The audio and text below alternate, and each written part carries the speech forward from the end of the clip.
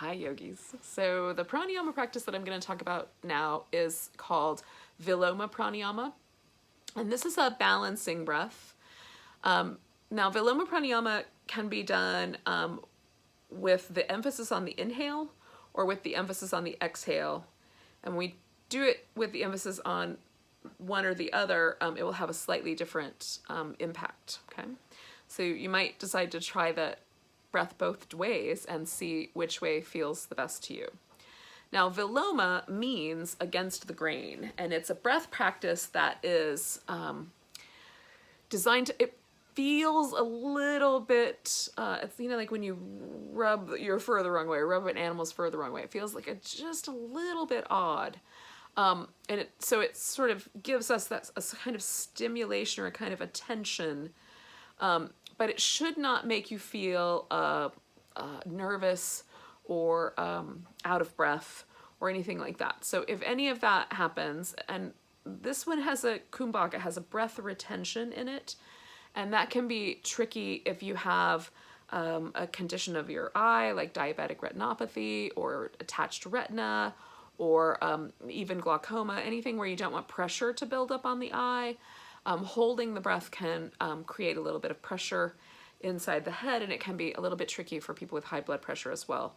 And so in the event that one of those conditions is true for you, you can either do a different breath practice than this one, leave this one on the shelf a while, or you can do this practice, but really rather than holding the breath for a period of time, simply mark it with a moment of awareness as opposed to an actual hold. So the Viloma that we're going to try with this one is an inhalation emphasis. So we're going to pause on the inhalation, and then we'll talk a little bit about the exhalation in another practice and how that could lead you into another kind of cleansing practice, okay? So Viloma Pranayama, emphasis on the inhale. So to begin with, we always take a nice deep breath and let go with a nice big, just relaxing exhale so that you bring yourself to calmness and presence. And it might be that you have to do a couple of those. And then what we're going to do with this breath is we're going to divide it into thirds. And so we're going to imagine that we're inhaling for a third of our breath capacity. And then we're going to pause for a moment. And then we're going to inhale another third and pause. And then we're going to inhale all the way up to the very tippy top. Last little bit of the breath through the mouth, just a little sip, and then hold. And then release the breath smoothly with an exhale. All the way to the end. And you might even kind of let yourself hollow a little bit through the navel to really get all the breath out.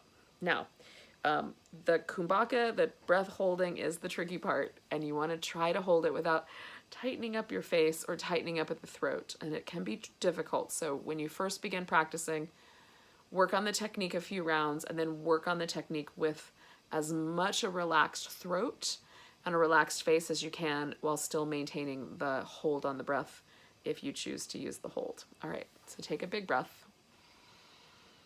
We'll do 5 rounds of this together. Exhale all the air out. Inhale a third and pause. Another third.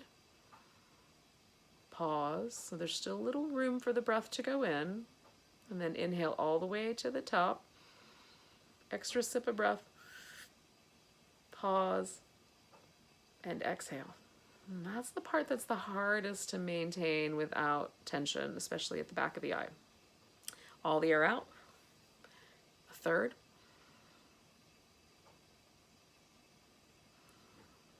A third. To the top.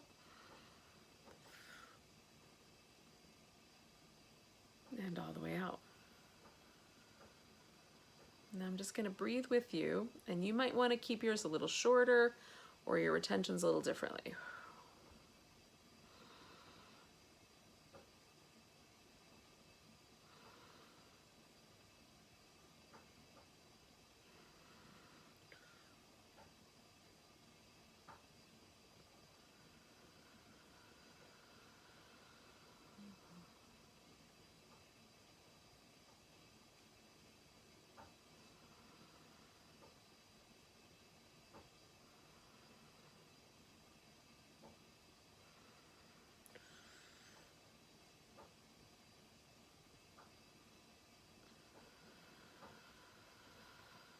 Let's do one more round together.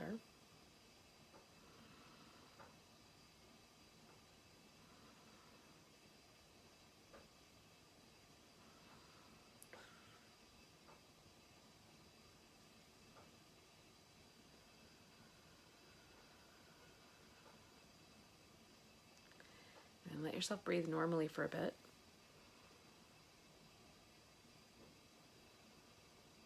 Now, if you feel lightheaded when you do a practice like this, keep your retentions a little bit shorter. You can also try to make sure, again, that you're not putting a lot of undue pressure on your face or around your eyes or in your jaw. And it's always a good idea to practice pranayama with your eyes closed. Generally, we do asana with the eyes open. I say generally because who knows, sometimes it's okay to do it the other way. And then generally, pranayama is done with the eyes closed. There are exceptions to the rules. Rules are just general ideas in this case. So, but try it with your eyes closed, because it really does let you tune inward a little bit more. And that's what these pranayama practices are designed to do. So Viloma Pranayama, a balancing pranayama, potentially with kind of a little taste of an energizer because of the exhalate, or the emphasis on the inhalation. Give it a try and see how you feel about it. Namaste.